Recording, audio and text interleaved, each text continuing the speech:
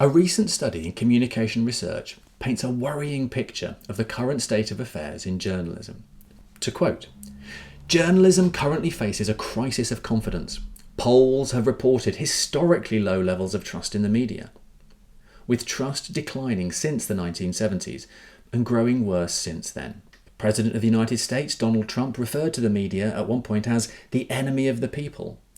And a common refrain among spreaders of misinformation is that mainstream journalists are agenda-pushing liars. That's really not a great picture. And against that backdrop, it's surely vital that journalists can both build trust and provide any necessary fact checks when they encounter falsehoods. However, Stein and Meyersohn, and those are the authors of the communication research study, suggest that journalists actually face a difficulty in trying to do both of those things.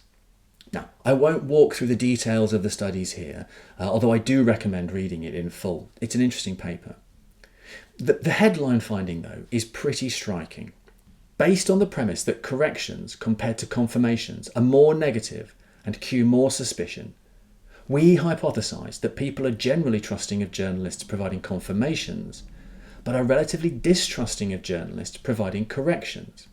Now, I was a little bit surprised when I read this. People distrust journalists who provide corrections? That's a huge deal, and to me, very surprising. Of course journalists need to be able to correct things, don't they? Now, when I read a study like this, I cut to the methods. I'm a philosopher with an interest in trust, and so if you're going to tell me that some scenario builds trust and others generate distrust, I want to check on whether what you're talking about is really trust or distrust at all. Think here of the stereotype about philosophers asking, what do you mean when you say... And yeah, that's me. And in this case, I'm actually not sure whether we're talking about distrust at all. Huge trust nerd, I read the supplementary tip materials to try to get into the details of the study. I'll link to them down below. The basic idea that Stein and Meyersohn used was to see how readers rate the author of the fact check, and then see whether or not the fact check leads to the author being distrusted. Fine. And as above, Stein and Meyersohn say that a fact check does indeed lead to an increase in distrust. But here comes the catch. Section 1.2 in the downloadable document gives the following conditions as being the measures of distrust that they used. Here they are. The author of the fact check presented information he or she knew was not true. Number 2, the writer of the fact check is not presenting a full picture of the story. The writer of the fact check quoted on this page has an ulterior motive. The writer of the fact check has an agenda. Now, I don't think that a study that relies on 1 to 4 there can definitively show anything much at all about distrust. And I think that work in the philosophy of trust and distrust can explain why. The paper I want to draw on here is by Katherine Hawley. In her fantastic 2014 paper, Trust, Distrust and Commitment, Hawley makes the entirely correct point that distrust is rarely completely general. It isn't an all or nothing matter. So I might distrust my wife to save me the last of the bottle of wine. But happily, I do trust her to do lots of other things. So when we're talking about distrust, particularly in the case of journalism, we really need to be thinking and talking about quite a fine-grained matter. What do we distrust people to do? If we don't move to that level of precision, we invite each respondent to make up their own context and think about the question in their own way. And that isn't a helpful thing to do. It gives us a super messy measure. And so to me, that's a complication for a study like Stein and Meyersohn's. But the second point that Hawley makes is even more pressing to this discussion of distrust in the media. Hawley notes that to distrust someone to do something is to believe that they have a commitment to doing it and yet not rely upon them to meet that commitment. Okay, so we can illustrate that. Go back to the case of my wife.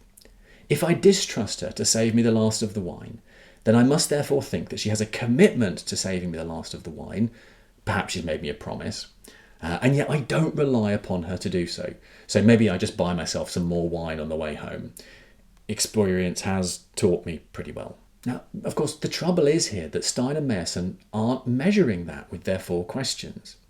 Instead, what they seem to be measuring is whether or not respondents think that fact-checking journalists are without motive and are honest.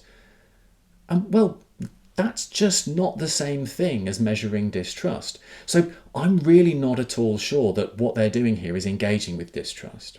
Okay, for all I know, if they'd run the same experiments with my preferred questions, they might have found exactly the same results. And it really might turn out that journalists who fact check are in fact more distrusted to do something than those that don't. Absolutely fine. It could turn out that way. But I don't think that they've yet shown that to be the case, because they're not actually measuring distrust, but some nearby notions like honesty. So I think we should be agnostic at this point about levels of distrust. More pressing, though, is what we should do. Well, let's assume that everything that I've said is right. So what? Well, when a journalist fact-checks a claim, what we should ask ourselves when it comes to distrust is something like this. So remember that according to Hawley, to distrust someone to do something is to believe that she has a commitment to doing it and yet not rely upon them to meet that commitment. So building on that idea, here is a recipe for action. So first up, decide what the action is. What is it that you might be distrusting the journalist to do? So decide what commitments you think the journalist has to doing that thing, and then decide whether you would, in the light of the evidence, rely upon the journalist to do that thing. How you answer those questions for yourself determines whether you actually distrust the journalist to do that action. And I think a concrete example here might be helpful to try and illustrate. So what's the action that we might be distrusting the journalist to do? Let's suppose it's having done enough research about a topic to be informed enough to write about it. So, do I trust the journalist to have done the research to know enough about the subject matter to be able to write a fair article about it? Second, what commitments to doing the necessary research do I think the journalist has? Have they got the right kinds of commitments and obligations in play?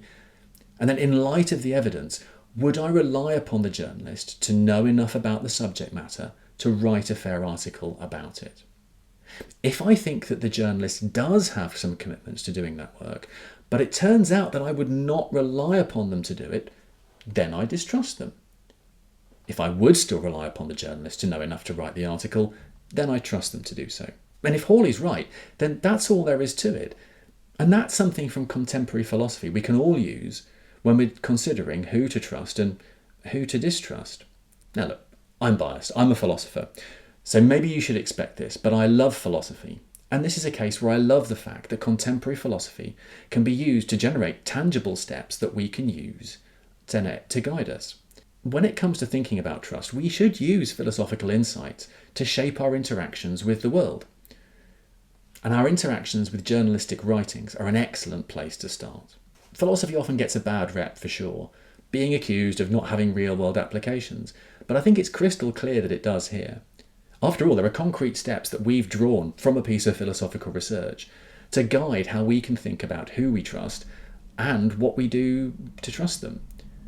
So, is it all just footnotes to Plato? Maybe, but they're good footnotes. And if you've enjoyed this video, then like it and subscribe to the channel. Until next time, stay suitably trusting.